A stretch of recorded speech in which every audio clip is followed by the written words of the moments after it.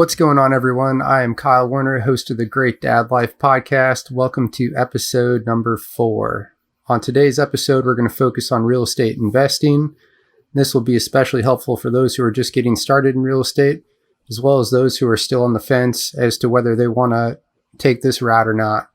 So our guest today is a good friend of mine and someone who has pushed me to consider real estate investing in addition to equities.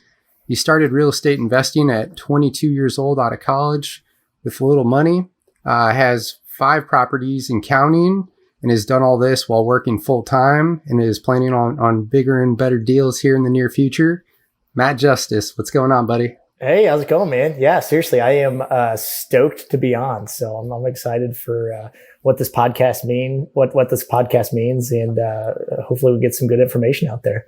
Yeah. I can't believe we're actually doing this. It's exciting. Yeah, I know. Yeah, seems like a back of the napkin conversation, a while back, and now it's a real thing. So yeah, I'm pumped.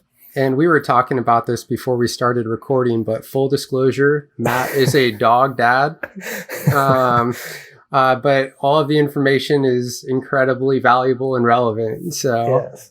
Yeah, that's right. So in 2020, you can't really separate dog dads from normal dads, right? So they make T-shirts for it, so it's legit. Right. Fair enough.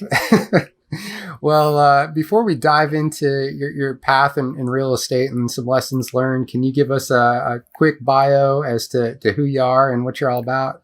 Yeah, absolutely. So as you alluded to, my name is Matt Justice. I'm 29. I've been investing in real estate since I was 22. My wife and I live in Clarksville, Tennessee. Yes, with our 2 dogs. So I do sales for a supply chain company. My wife is a dentist here in town. So I work remote, but I travel a decent amount when there is not a pandemic going on in the world. And my wife's obviously in the office on a daily basis. So yeah, it kind of lines us up for an interesting combination. Yeah, no doubt. And do you recount how we first met? I'd like to hear your side.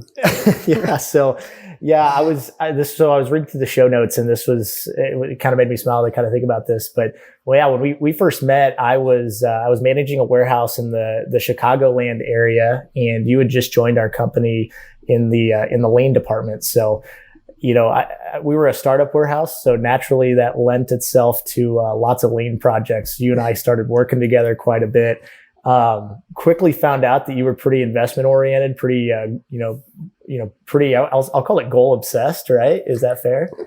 It is. Yeah. So, and I'm pretty similar in that regard. So we quickly, started talking about investment goals, kind of where we're at with different investments, whether that was in the market or even real estate. And, it took me a while to catch on to the fitness side of things, but you eventually got me on the fitness train. So now I work out regularly too, which I guess is good for me. So it was honestly a really good friendship right from the start. Our wives get along really well, and I'm no longer in Illinois or the Chicagoland area, but we've got this technology to keep us close from afar. So yeah, man, no doubt.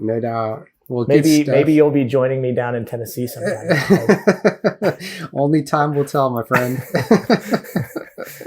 Well, let's go ahead and jump into real estate. So I guess on one hand, there are a ton of reasons that someone would invest in real estate, right? I mean, if you've read any books or blogs about investing, it's portfolio diversification, cash flow, tax advantages. Folks see it as education savings for kids.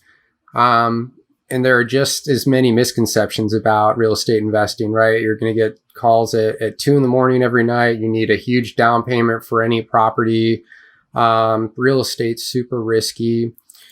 So basically I wanted to talk to you about your story, your why for how you got started, and, put the kibosh on some of these misconceptions. And we understand that everyone's situations are unique, right? Their means are unique, their goals are unique. So we don't see this as a blueprint for someone to take and directly apply, but maybe there are some lessons learned based on your story or why you made certain decisions that they could take and really run with. Yeah, I echo that because I look at this and why I think, my value proposition for being on the show or for talking to people about real estate is I'm a normal person. I'm just like your average guy. So, I was kind of joking with my wife as I was reading some of these notes to her, and I don't want to scare people away. Like, yeah, we're a 2-income household, one of which is obviously she's a dentist, but none of the houses we own, we actually bought like while she was been a dentist. So we've only been a 2-income family for like 12 months now. And so, I did all this stuff with little money, with little know-how. I didn't go to school for real estate. I was an econ major. So yeah, I want to share my story with folks, and I'll give my email address at the end of the show too, so people will reach out. But I mean, I'm your normal everyday guy that just happens to own some real estate, investments. So it's, if I can do it, anybody can. Yeah. He's humble too. So, well, that's right. Well, take us back to the beginning. I mean, you were fresh out of college, right? I think 22 years old when you made your first deal. What was your why? Yeah, no, absolutely. Well, I'll even back it up a little bit further. So some bonus audio here. So I was in high school. I went to a really small high school, and I was very entrepreneurially minded, just kind of trying to pick up odd jobs and do stuff like that. And I ended up working with and doing a couple internships with some local entrepreneurs. And so through them, I met a lot of different folks, and I ran errands for them, and I pretty much did whatever they needed done. But I was also able to kind of, side by side learn from them. So, that was really cool for me. But the one thing I noticed in high school early on was that, or later in high school before I went to college, was that all the really like successful people that I knew invested in real estate in some way. And it may not have been their number one, it may not have been number two, but they did something in real estate. And so I kind of correlated those things early on. I didn't necessarily tie it into lifestyle design or to like the point that I'm at today with real estate, but it was something I wanted to do early on. And so, when it came to making my college choice, I chose between, a really, prestigious state university where I wasn't going to get a ton of scholarships versus, a D3 college, in central Illinois that had really good scholarships. So ultimately that kind of shaped my decision and ultimately set me up for what I can talk about, coming out of college and where that put me. So. Okay. So coming out of college, I mean, that you knew you wanted to get into real estate, and I can relate to that. I mean, I remember when I commissioned into the Army, I started reading about investing, and I read a book called How a Second Grader Beats Wall Street. And they were on the Roth IRA train, and I didn't know all the ins and outs, but I knew that I wanted to invest in a Roth IRA at that point, and I knew it was going to be a positive thing. So yeah, definitely understand. Yeah, that's exactly where I'm at. So I graduated from college, and my senior year, second semester, seriously, I was so broke. Like I was like working at the college, a few different jobs, and those paychecks from college aren't exactly great, but I'm like, trying to figure out which case of beer I could buy for the weekend, like that kind of broke. So I remember, after graduation, I'm having dinner with my mom, and she just like casually drops like, hey, since, you got all these scholarships for college, we actually have a little surplus of money left over, in your college fund. So I think it's best to give it to you. I'll talk to the accountant. I don't think there's any tax implications on me just giving it to you. And, since my original plan was to go get an MBA, but, obviously I got a decent job offer, and just the way the job market was, it made sense to not do that. So, it ended up being $12,000 or thereabouts. And I remember thinking at the time, I am so rich. So I had no debts when I graduated college, which is so different than a lot of folks these days and a lot of kids. But, so I basically had a car worth like $3,500. I had a $500 limit on my credit card, and I was going to get $12,000. And so that was the first time I really could think about like what I wanted to do or how that kind of fit in with my goals. And I thought about what I could do with it. At the time I had a car with 140,000 miles on it. I was getting about 18 miles a gallon on a good day. My commute to work was pretty substantial. So I was like, yeah, you know what? I'll get a nicer car. Well, that didn't really fit in with my long-term goals. And it was, that was pretty short-lived, because the cars you can get for $12,000 plus a cheap trade are not very good. So I was like, well, what else can I get? And I downloaded, either Realtor or Zillow.com, and I started looking at houses in the area. And I knew that I didn't want to rent right out of college. Like I never really wanted to rent, like paying room and board to the college. I think that was like all I had to pay, but it was enough to let me know I didn't want to rent. So I actually looked at a house in the area, and I started looking at it. And it was like, I could, talk about my first deal here in a little bit, but I ended up being able to work with my banker, and I could get it for less than the $12,000 that I had. So why they loaned me money, I don't know still to this day, but, I had a job lined up and I had some money in the bank. And so that's what I did. So my original intent with the house, was to move in there and then get a roommate. It was a 2-bed, 1-bath home, but I eventually just rented it out to my buddy because the money that he was going to pay more than paid the mortgage. And I knew he would be a good tenant because he was my best friend at the time. So he also had a good job lined up. So yeah, that all kind of worked out. And so that's kind of how I started right out of college. And we can talk more about how that deal went down and kind of what led to it. But it wasn't some big jump. I didn't go right from, no money to a big multi-unit or something like that. It was like a 900 square foot house right next to the college. So did you have the foresight to think about what your goal was with the investment initially, like whether that was cash flow or long-term equity, or were you just happy to get into the real estate game and you knew you were doing something positive, like from the get-go?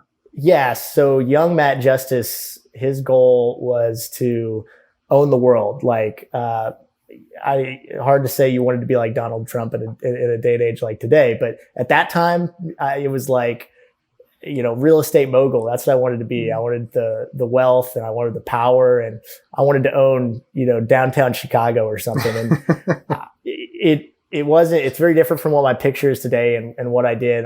I don't know that I thought a ton about how buying a 2-bed, 1-bath house was going to play into that, owning a few city blocks or something like that. But, I looked at it and I knew what I could get for rent out of the house was more than what my mortgage would be. I knew that I had the money to buy it. It was a simple enough house that really couldn't be much that was wrong with it. I was fairly handy. I could fix most of that stuff.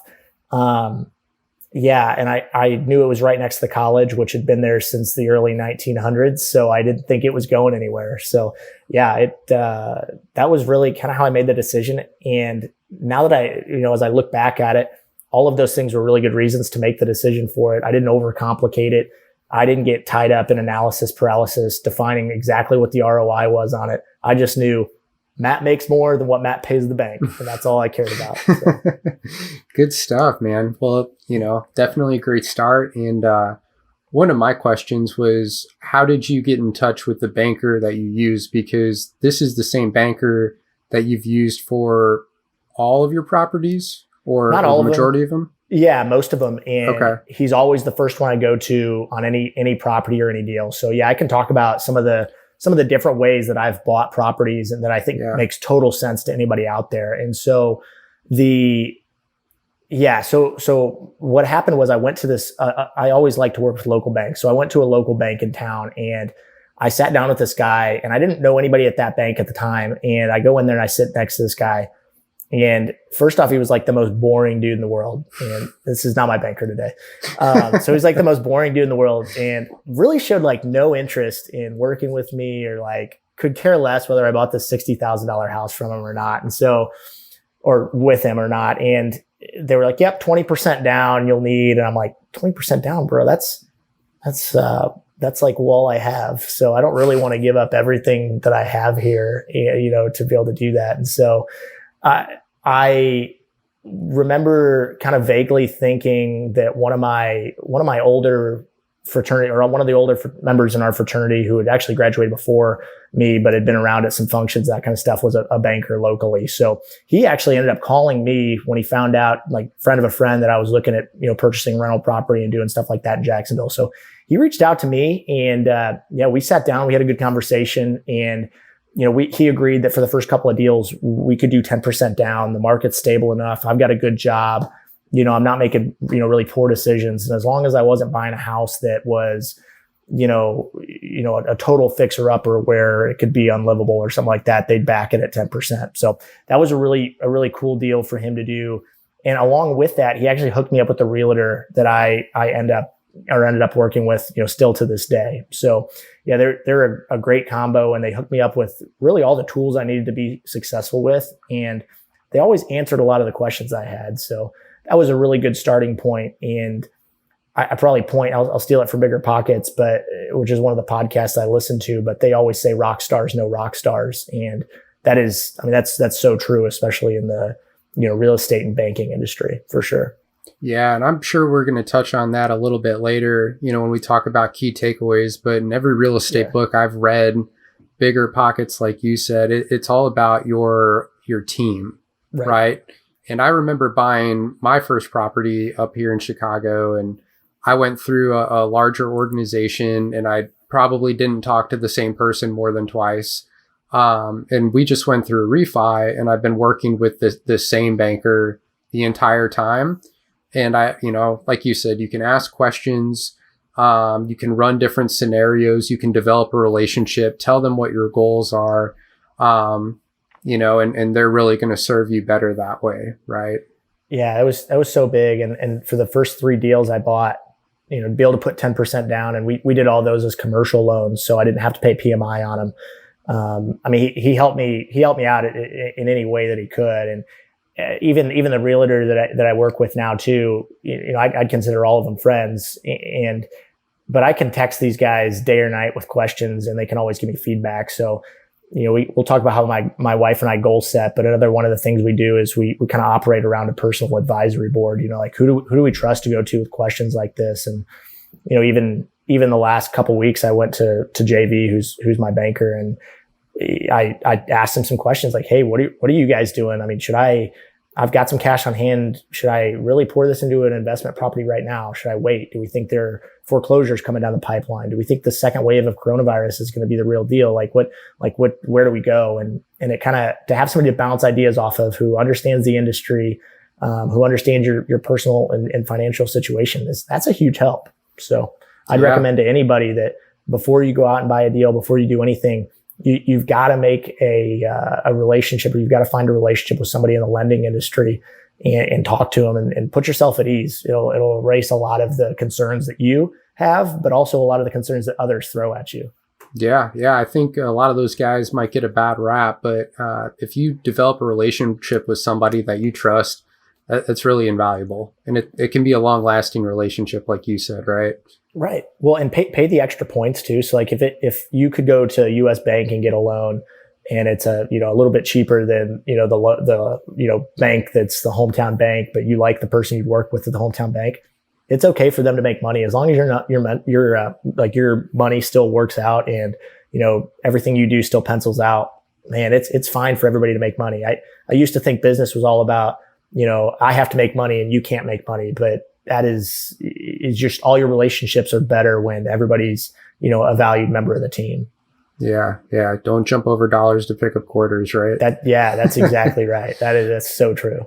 Well, you touched on that first deal and how your banker really helped you out in structuring the loan to avoid PMI and to give you the option to put 10% down as opposed to 20%, so you have more cash in your pocket. Let's dive into that a little bit. Yeah. So one of the really cool and interesting parts, I think, of my real estate journey is I've always really had to be creative. So, so I did my first 3 deals I did at 10% down. And actually one of the houses, I think I might have even got money back at closing because, we negotiated, it needed a new roof and some other stuff. So I actually got money back at closing. But, those first 3 deals I did were all commercial loans, done, no PMI. They're 5-year mortgage, or they're 15 or 30-year mortgages, but they refi every 5 years. So there is a little bit of an added fluctuation in what your rate's going to look like, but actually it's all been good news for me so far. And then I bought my 4th property and my 4th and 5th properties with FHA loans. And so, for those that maybe don't know or haven't bought a property before, FHA loan is basically a government-backed loan that allows you to buy a house for as little as 3.5% down. You do pay PMI, or primary mortgage insurance. So that's where you have to pay, a percentage of your mortgage to actually insure it in case you default or something like that. They don't want 2008 happening all over again. But so that was really cool. And so, that allowed me to buy more properties for less down. But the catch is those have to be your, primary mortgage or your primary residence, which for me, they were. So basically those next two properties, I bought one, lived in it for 2 years, bought another one with that FHA loan, and, moved into them and used them as my primary residence for a couple of years. So in one of those, I was able to actually refinance and drop the mortgage insurance off of it because I had more equity than what was needed. So. All right. Good stuff. Yeah. So, and then probably worth noting, when my wife and I moved down into Clarksville, I promised myself when I graduated from college, I'd never find myself in this position again. But we were broke again when I was moving down to Clarksville. So I say that kind of jokingly, but we didn't have a ton of cash on hand when we did it. So my wife was just graduating dental school. So we had operated on some of her student loans. I was moving out of the Chicago market. I used a lot of cash to, buy some of those homes. And obviously homes do come with renovations and things of that nature.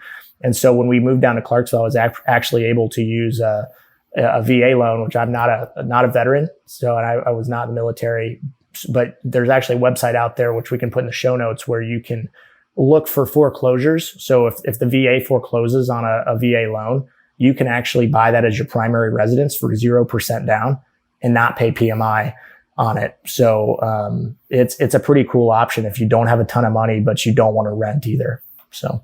Yeah. And I just wanted to touch on you saying you were broke, right? For folks that aren't real estate investors, there's a term called cash poor. And what that is it means a lot of your money is tied up in the equity of homes, right? So there's not a whole lot of cash in, say, a checking account or savings account or something that's that you can reach really easily. Yeah, no, you nailed that. And so like, I look at that first property that I bought, and I think I paid $60,000 for it. And I think the mortgage was somewhere like $580, something like that. And what I rented it for was like $700. So people would look at me and they're like, wow, you're doing all this for $120 a month. I'm like, no, that's not exactly right. They're like, whoever's living there is actually paying the mortgage for me too. And so there's money basically going in, paying equity. And so then, 5 years down the line, 7 years down the line, you look at that and you're like, wow, I've got a $60,000 house. Yeah, I've maybe made $120 a month. I've made some repairs, but let's even say you broke even on what the mortgage is. You still now have a $60,000 house, and you've got $10, $15, $20,000 in equity that other people have been paying down for you. It's almost like having a savings account that other people put money into for you. Yeah, no doubt. And let's go back to the VA loan. So you bought what's considered a VA foreclosure, and basically there are a lot of benefits to buying said property, right? I think one is a lower down payment that's required. 0%. So we put down, like, we had to pay some fees, but it was like $1,800 to buy our house. Right. Wow. I mean, and I hadn't heard about any, being able to do that or leverage that program until you did it. And I lived in a military town, right? So yeah, our realtor who, sells a bunch of houses here actually didn't know about it either. Really? Yeah. Okay. Yeah. I mean, because it's such a unique thing, and it's very interesting. So, yeah. So I think that just goes back to show, you started investing with somewhat a small amount of cash, right? And you work through that by being creative. And even in this house that you're in now, right? You had a creative financing option that allowed you to acquire more property, even with a small amount of cash on hand. So that's pretty awesome. Yeah. Great use of leverage. Yeah, no, thanks. And I think that people can use their own home as as an investment tool and as a way to build, their real estate portfolio. So like I said, well, I've lived in 3 of the homes that I now rent out, and that's, it won't always be that high of a percent, but you can use when you're going to live in a house personally, there's a ton of different options you kind of unlock, or a ton of different levels you unlock to be able to do that. And so, we've had my wife and I had roommates up until a year ago when we moved into this house. So we've house hacked, we've done whatever it took to really kind of build that equity in some of our homes. And so that's really been, well, cool of my wife to let us do that. But also, it's been a big game changer for us as far as like what we appreciate in life and kind of like what, how we structure ourselves. Now we're in this house that when we moved into it, that smokers had lived in here. The people that used the bathrooms didn't necessarily always use the bathrooms. So like we had to clean a bunch of stuff up. Like it was a dirty house. Like we definitely paid the price for it. But you know what? We got a house that was under market value. We got it for $1,800. It's now worth, more than we owe on it, which is awesome. We've put a little bit in it and it feels like home. So, flashback to, when I lived in Chicago with a roommate or when we lived in Jacksonville with, 3, 4 roommates. I mean, it feels like home now. And so we're trying really hard to not let our, expectations or our expenses outplay what we, grow our income by. Yeah, absolutely. And one other thing that we haven't touched on yet that you did to help margins, right, was you managed all of your own properties until recently. Yeah. Right. So you've worked with the tenants, you've done up the contracts, you get the calls when things aren't working. So, I mean, let's dive into that a little bit. Yeah. No, I kind of look at this. I'm always growing and I'm always kind of refining my systems and trying to make the process not only better for me, but also just a better experience for my tenants overall. So I invest in Jacksonville, Illinois, which is where 4 of my properties are. And when I lived in Jacksonville, it was really easy to manage them. And even when I moved to Chicago, my wife still lived in Jacksonville and I was back frequently enough that, I could work it out. It was easy to do. But recently, this last year, when we moved down to Clarksville, Tennessee, it was a little bit harder to manage those from afar when you don't have boots on the ground there. So we had to refine our process a little bit. But I would tell anybody starting out, if you're able to invest in the market that you live, it is an excellent experience to be the landlord before you go out and try to hire property managers or anything like that. And I know in our show notes, one of the things that, popped up was like people talk about all the time why you shouldn't be a landlord and or why you shouldn't own property and that kind of stuff. And I've got to be honest with you, every single person I told I was investing in real estate, they would be like, oh, you want to be a landlord or you want to talk to tenants or whatever this was. And like, it almost kind of psyched me out. Like I was almost afraid. Like when I told people I closed on this first property, people they're like, "Wow, that's dumb. Why would you do that?" And I've never really had a bad tenant experience. I've worked with tenants that weren't organized or were messy and that kind of stuff, but it just isn't true that you're going to have a house and you're going to have tenants that trash it or that don't pay on time and that kind of stuff. Like those things happen, and I'm going to knock on wood here, but I've been investing for 6 years. I've self-managed. I've done a lot of the grunt work, and I've never once really had that issue. And I attribute that to the fact that, I treat my tenants the way I'd want to be treated and even maybe a little bit better. And so if you treat your tenants like individuals, I think, and you get to know them and, that, hey, they're engaged or whatever, and you drop them a wedding present or, you shoot them a text, happy birthday or Merry Christmas, whatever the, case may be, you get a lot more out of them. So I've never gotten a 2 a.m. call. I've gotten Friday at 6 o'clock calls, but not the 2 a.m. calls. I haven't had tenants trash properties. I've never had anyone not pay. And that, by the way, is through coronavirus. So no one skipped out on their rent. I've had a lot of college students rent those, rentals that are in Jacksonville, and nothing but respect for the properties. And they've been very honest when they mess something up. And, it's one of those things where I've never taken a security deposit in 6 years. I collect a security deposit, but I've never withheld payment of a security deposit back to anybody. And I think that's a testament to people might tell you something about real estate's really scary, but if you jump in, and the fear of death might be worse than death itself there, right? So. Right. And I think it's like the news, right? The little bit of bad news that happens makes the biggest splash sometimes, and you don't hear about the good experiences that folks have.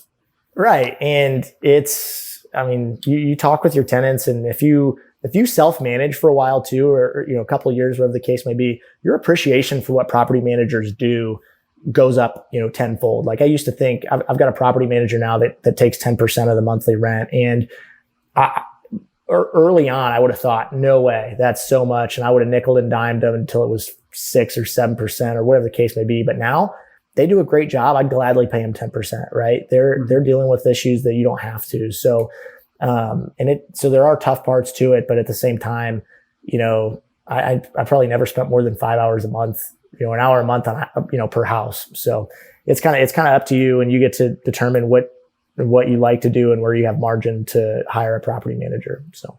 Yeah, no doubt. Just a different use of leverage in a property manager, but there are also different free tools to use, right? I think one of them that you mentioned to me was Cozy. I think it's cozy.com, and it's a free, resource for landlords where you can manage payment, manage work orders that your tenants submit. You can post properties, collect payment through there, all free, right? You can do background checks. Okay.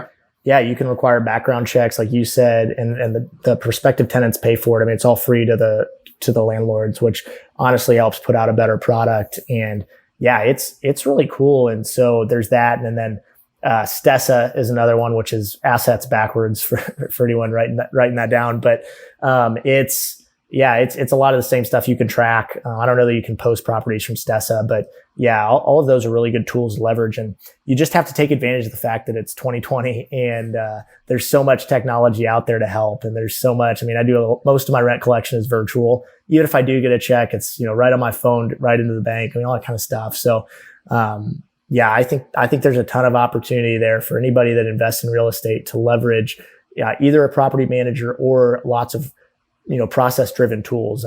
You could have Cozy and, have work orders submitted through Cozy, have rent submitted through Cozy, and all that stuff tracked. So, you've got one portal that's good and easy for you to utilize. Yeah, no doubt. And, the last piece of leverage I wanted to talk about, I guess you could call it leverage, and something that you've talked to me about that you've been just very on top of is your maintenance, doing your pre-maintenance, right? So knowing what the lifespan of different appliances is and knowing when those costs are going to come is huge in your planning, right? So can you kind of talk up through how your process for getting that maintenance scheduled and completed has changed since the beginning? Yeah. So like I said, when I first bought real estate, the goal was to own the world. So I just wanted to squeeze every penny out of each house. And I learned really quick that just, it works for some people, but it didn't work for me, because my goal changed from own the world to lifestyle design, where I could, be flexible and not have a second job. I didn't buy real estate, or I don't want real estate now that's a job. I want real estate now that creates passive income. I want mailbox money. And, early on, I didn't take the time to, seriously, that's what I did with my first property. I logged into Craigslist. It didn't have a washer dryer in there. So I was like, all right, cheapest washer dryer on Craigslist. Okay. I went out, I bought the cheapest washer dryer on Craigslist. Well, a year later, I was buying a new washer dryer, this time not on Craigslist, but I was like, so what did I do? I made friends with the local appliance store. They go out and they fix appliances, or they tell me I need a new one, and then they put a new one in the property, or a used one, a new used or scratch dent, whatever makes the most sense for the property. And they install it, and there's a warranty on it, and they help me track how long it's been in the property or what parts under warranty and that kind of stuff. So, when you buy a property, one of the things I really think you should do is buy it and do what you need, fix what you need to fix, right away. Obviously it's what you can afford. And if you're working on a limited budget, you got to pick and choose. But if you, if you, sorry, I've got my computer trying to do an update on me right now. If you can afford to go in and replace a bathroom, or replace a stove, or put a new washer dryer in there, or if the air conditioner's shot, go in and replace those things, or budget to replace them like the next season, because you're going to sleep a lot better at night. And this is part of why I haven't gotten 2 a.m. calls is, hey, if you replace stuff that isn't a 911 emergency, then you don't have anything left to fix. People can wait till Monday to call you. So yeah, absolutely. Well, good stuff, man. Well, a lot of good takeaways. do you have, 2 or 3 lessons that you want listeners to walk away with that you'd like to share? Yeah, I do. And I kind of jotted them down here, as I was planning for the show. So the first one kind of goes along with jotting down your ideas, but writing down your goals is huge. And I think that I undervalued that a lot in college. I undervalued that a lot even before that. But as I've continued to grow professionally and as I've continued to kind of grow personally, I think that putting your goals down is absolutely key. So my wife and I actually this year was our first one, but we went out and we did a goal setting weekend. We actually took the weekend away. We had a script of things, an agenda of things that we wanted to roll through. We, goal set basically all morning on Saturday. We went for a hike, had some lunch, came back and wrapped up in the afternoon.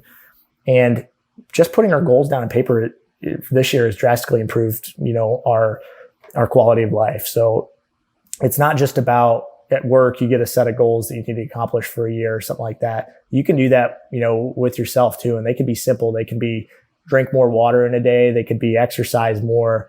They could be, buy 2 properties that cash flow $1,000 this year. I mean, you set the goals and then you can work backwards from your goals to, see what action items, you have to do on a daily or a weekly, monthly basis to achieve them. So the other thing it does too is it helps you and your spouse be on the same page. So, we're trying to relate to folks here that, are great dads or great parents just in general. And I didn't realize, some of my wife's goals maybe didn't match up with mine or she wanted different things than I did. But, we were able to find common ground and say, okay, well, at the end of the day, this investment method, partial real estate, partial 401k, whatever the case may be, makes sense for us. So. Yeah, I actually have to give you a lot of credit because the couples retreat, I think it came from a book called The One Thing, and it's a free resource that anyone can go get.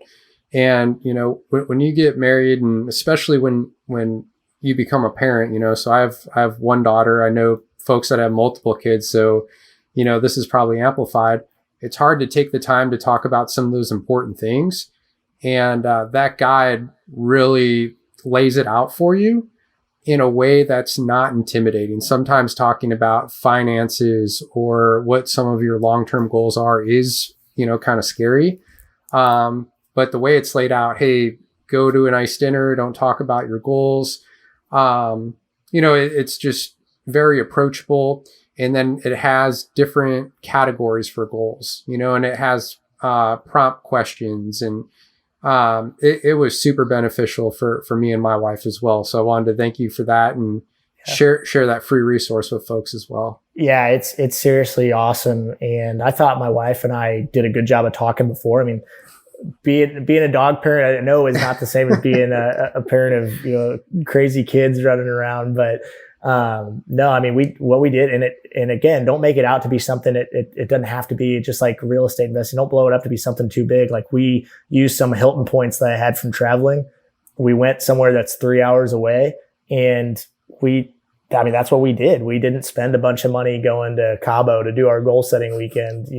We got a dog sitter for the weekend, and we went out and we did this goal setting. Didn't take any time off work. We just fit it into a regular weekend. Awesome. So takeaway number 1, write your goals down. Yep. Number 2 is educate yourself, but don't forget to act. So it's really easy. Some people call it analysis paralysis. I don't know. I may just call it being a scaredy cat, right? So if you're afraid to jump into real estate, figure out a way to get your foot in the door, because I promise you it's not as scary as you think. You can go to any market and find a property that you can afford. Obviously, if you're listening to this and on the West Coast, maybe that's harder, but you can find something in your market or close to your market that you can afford that won't break the bank. At the end of the day, real estate is really, really forgiving. So there's very few times where you're going to buy a property that you buy for, let's say you buy it for 100,000 or you buy it for $1 million. It doesn't matter. The value is not going to be zero. I mean, unless the only way that can happen is if you go bankrupt. And I promise you, if you're that one person like that, you have to miss a lot of check marks for that to happen. So work with somebody that network with people, but certainly don't be afraid to act. Do all the education that you can, but know at some point you just have to jump in. You can spend 5 years educating yourself on real estate and never close a deal. I was 22. I was right out of school. Like I said, not for real estate. And I jumped in and I learned a lot of stuff as I went.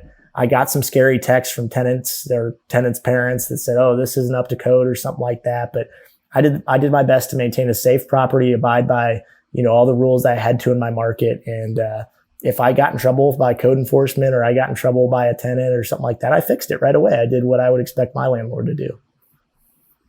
Good stuff. All right. Number three. Number three is something my wife and I talk about a lot. Don't get so focused on the destination that you forget to enjoy the journey. So that's probably written on somebody's wall somewhere, next to the live, laugh, love. But it really, seriously, you have to figure out a way to enjoy like every single day. So my wife and I are on this financial independence journey, and we want to find more flexibility in our life and in our work and all that kind of stuff. But you still have to enjoy every single day, because real estate is not a get rich quick scheme. Neither is investing in your 401k. It's all about designing a lifestyle that fits with what you want to do and with what you're able to do. So, figure out what makes you happy and then make it important, right? So I work out in the mornings. That starts my day off really well. Some people need to meditate in the morning. Some people just want to get up, sit on the couch and have a cup of coffee.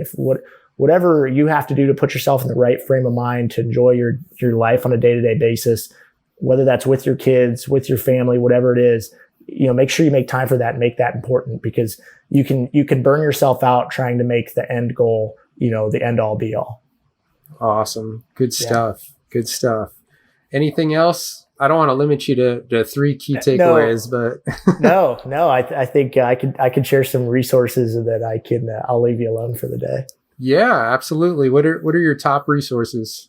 Yeah. So if I boiled it down to, again, 3 things that I think everybody should do or should utilize. So the first one is, if you're into lifestyle design, or if you are thinking about real estate or passive income, flexibility, or even if you're just struggling day to day in your job or with your family, whatever the case may be, 4-hour work week is a must. So Tim Ferriss is one of my favorite guys. I read 4-hour work week per your request, actually. I put it off forever. 6 months? Yeah, for at least 6 months. So anybody that gets to know Kyle knows it's like a book a day, basically, that he recommends out to you. So you gotta filter through them and get to like the really good ones. And 4-hour work week was phenomenal. I mean, changed my stance on what I was doing, changed my stance on what I was doing as far as the real estate goes, and what Kelly and I wanted in our lives. And so that was big, and it'll have a positive impact on anybody, whether whether you're a Wall Street CEO or whether you're the janitor. You'll figure something out of that book that you like. So, yeah. Well, I love that recommendation, Matt, because one of Tim Ferriss's main topics is the Pareto principle, or the 80-20 principle, right? And he takes you through how he found out about it and how he looks at things. But, I think it's so important for parents as well. What is the critical 20% that's going to drive 80% of my results? And I think you touched on so many different things as far as leveraging the right team, utilizing some of the free resources out there that really allowed you to do that. So yeah, I completely agree with you. I used to make fun of people that had someone come clean their house or have someone mow the lawn, and everybody's different. Everything's a little bit different. But if I was in a role where I was strapped for time and I couldn't spend it with my wife, or I couldn't spend it with my family, or, one of the first things to go would be cleaning the house or having the lawn mowed. Like those are simple tasks you can outsource. You make money, you can outsource it to somebody, because like the whole premise behind lifestyle design and what Kelly and I do is that we can't buy time back. And, that sounds really profound or cliche, one of the two, but you can't get that back. So what are you going to outsource in your life? What can you outsource to others? And when you start looking at your job that way, you can figure out, okay, how do I better spend my time to execute on my goals? How can I do this in real estate? How can I do this in my life? So, meal prep is another one that I think is going to be bigger and bigger. If you're trying to have a healthy lifestyle, I mean, pay a little bit extra for your groceries to have them delivered to your house, meal prepped for you. I mean, that's home run type of stuff. Yeah. Make the right choice, the easy choice, right? That's exactly right. And, like I talked about with the property managers, just because you're paying somebody else can make money. That's okay. You don't have to, confine yourself to this, little box. Yeah. Great. Okay. The 4-Hour Work Week. Read it. Yeah, absolutely. Next one is Bigger Pockets. So, check out Bigger Pockets website. They do podcasts as well. They've got a lot of books that they push out there to folks. But if you're serious about investing in real estate, whether you're doing so today or whether you want to do so, Bigger Pockets is an excellent resource. They've also got something called the Real Estate Rookies, which is a newer podcast, but those guys are incredible. So go over and check Bigger Pockets out as well. Create an account free and start listening to some of those podcasts. Yeah, so they have the podcast, and for folks who are not familiar, I mean, once you create an account, it allows you to network with other folks as well. And then there are also some calculators as far as figuring out repair costs and other things like that. Am I touching on everything that's important there? Yeah, if you're a really numbers driven person too, like, obviously the Matt makes more money than the bank, it doesn't fit for everybody. So like, they've got ROI calculators, all that kind of stuff that you can look into. So it'll help you figure out which road you want to go down if real estate's right for you. Absolutely. Agreed. Okay. Number three, best resources, anything that gets you into networking. All right. So go to a local town hall meeting, walk into your local bank and make friends with somebody, utilize friends of a friend, but just don't underestimate the resources that networking can provide you. I can promise you I wouldn't be, I'm certainly not at the end of the road and I'm not, the expert by any means, but I wouldn't be where I'm at today if it wasn't for a lot of the folks that I networked with or was introduced to, or, the friend of a friend, or, even somebody that I didn't realize could be a professional connection as well. Yeah, absolutely. Good stuff, man. Well, I really appreciate your time. I think you're going to bring a ton of value to a lot of folks. We weren't able to cover everything today. So if folks want to get a hold of you for whatever reason, what's the best way to get a hold of you? Yeah, well, obviously, so I'm on LinkedIn, Matt Justice, and then Instagram, Matty Ice 312, I think is what it is. But you'll see me on there. You'll find me. But email if you've got questions or you just want to connect or talk about something. Justice Capital, JUSTICE Capital CAPITAL LLC @gmail.com is the right way to reach out. And I promise relatively quick responses depending on when you send out emails. So full disclaimer there. But no, I'm sure you can put them in the show notes too, so people get it right. So absolutely. Awesome. Well, thank you so much for your time, my friend. I appreciate it. Yeah. Thanks, man. If you ever need a co-host, you know who to call, right?